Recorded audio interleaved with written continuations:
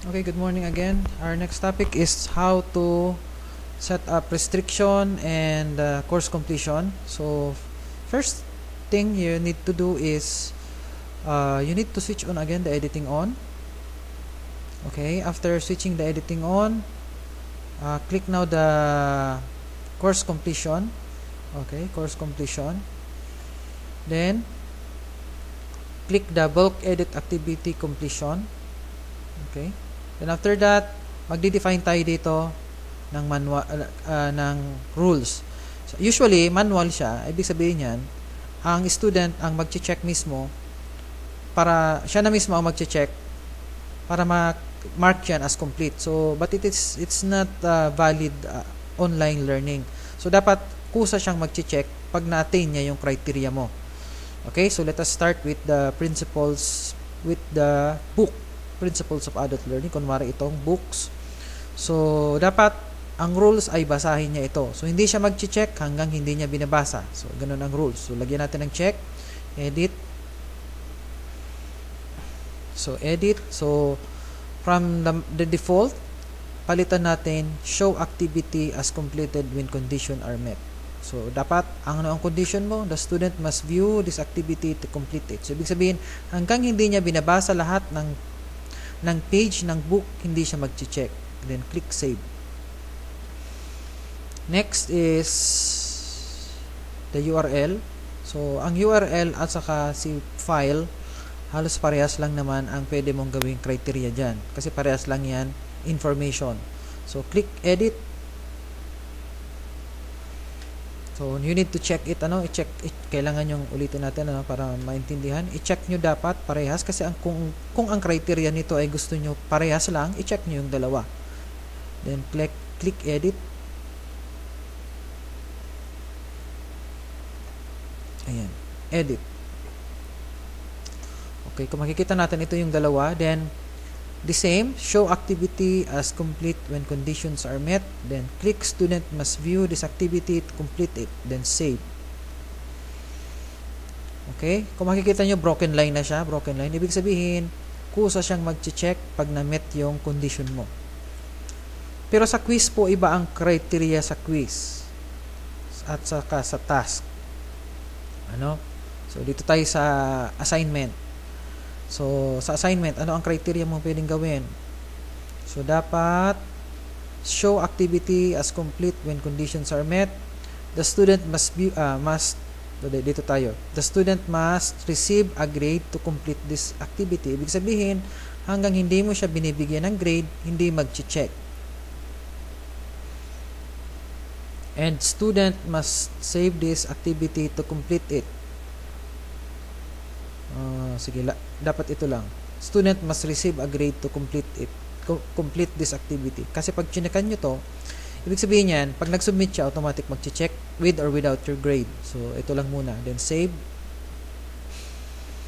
Then, setting up dito sa forum. Sa forum ninyo, so, you will use show activity as completed when conditions are met. So, ano daw ang gagawin natin? Mayroon ditong 1, 2, 3, 4, 5. So, sabi dito, must view this activity. Ito, kahit daw hindi ka mag-post o mag-check siya. Student must receive a grade pag gigradean mo. But, the forum has no grade. Hindi naman natin kailangan mag-require ng grade. So, therefore, you can use this one. The student must post discussion or reply. So, dapat, kailangan mag-post ni student bago siya mag-check. Or, the student must create a discussion or the student must create post. So, pero ito combined na. The student must post discussion or replies. Okay? Then, ilang reply ba or discussion ang kailangan niyang i-post? So, kung isa lang. That's okay. Okay. Next. Quiz. Sa quiz naman, you need to set the criteria that the show activity as completed when conditions are met. Dapat, student must receive a grade to complete this activity and checkan nyo po yung required passing grade. Ibig sabihin yan, hanggang hindi niya nakukuha yung passing score na sinet nyo doon sa quiz kanina, hindi siya magkakaroon ng check. Then, save. So, that is now the activity completion. Okay? So, tapos na activity completion natin. Pwede na kayong bumalik doon sa general. I-click lang yung general. Okay? Meron na siyang mga broken line check. Ibig sabihin, nakaset up na yung activity completion. Now, we will now click the restriction. Ibig sabihin, ano ibig sabihin ng restriction? Example, I would like to restrict the quiz. So, hindi ako pwede mag-quiz. Dapat bago mag-quiz, kailangan niya munang gawin yung task.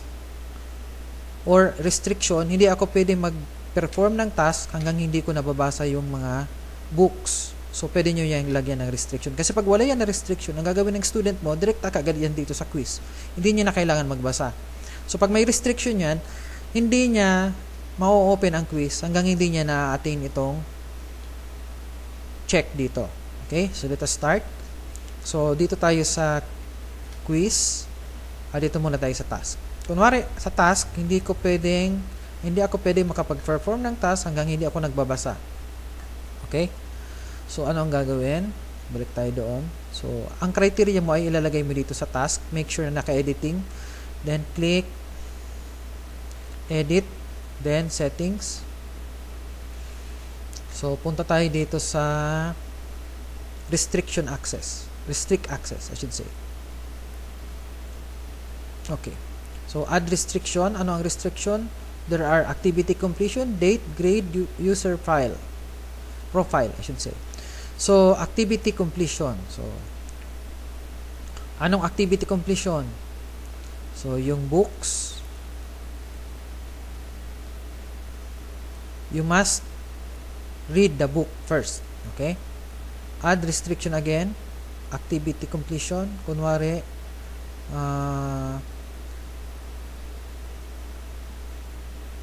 the art of creating perfect seedbed. Okay, so ito yung dalawa kong restrictions. Hindi siya makakapag-perform ng task hanggang hindi niya nababasa yung principles of adult learning at saka the art of creating seedbed, which is your URL resources. Okay, then save and return. So kung makikita nyo, mayroon na siya ditong not available unless. Ayan. Next, sa quiz. Okay. Quiz. Okay, kunwari dito sa setup bed, hindi ako makakapag-post ng forum hanggang hindi ko nakukuha yung passing score ng quiz. Pwede po yun. No? Let us click the edit. Restriction again. Restrict access. So, ang goal ko ay hindi ako makakapag-post ng forum kung hindi ko makukuha ang passing score sa quiz. So, add restriction. At this point, kanina ang ginamit ko activity, ngayon grades. So, dapat greater than or equal sa ang passing score doon sa ano niya is, kunwari 80%. Kailangan niya maka-attain ng 80% pataas ng grade. Okay, then grade sa quiz 1. Okay? So, kailangan niya maka-attain ng 80% pataas na quiz sa quiz 1. Then, save and continue to the course. So hindi siya makakapag-post ng forum hanggang hindi niya nakukuha yung required score dito sa quiz 1. Okay. Kunwari dito naman sa quiz, lalagyan ko siya ng restriction. Kunwari, hindi ako makakapag-quiz hanggang hindi dumadating yung date na specified ko. Kunwari, restrict. Add restriction, date. Kunwari, makakapag-quiz lang siya starting from July 2. Ibig sabihin, ngayon, since 1 ngayon, hindi siya makakapag-take ng quiz. Aantayin niya bukas. Anong oras? Let's say, lagay ko dito 12 midnight or let's say, ilagay ko dito 6 a.m. So, onward, 6 a.m. onward, makakapag-take na siya ng quiz sa July 2. Then, save and return to course. Okay? Ayan. Restrict available from. Okay. Magiging available lang siya sa July 2, 6 a.m. Okay? So, that is now the course completion and restriction of your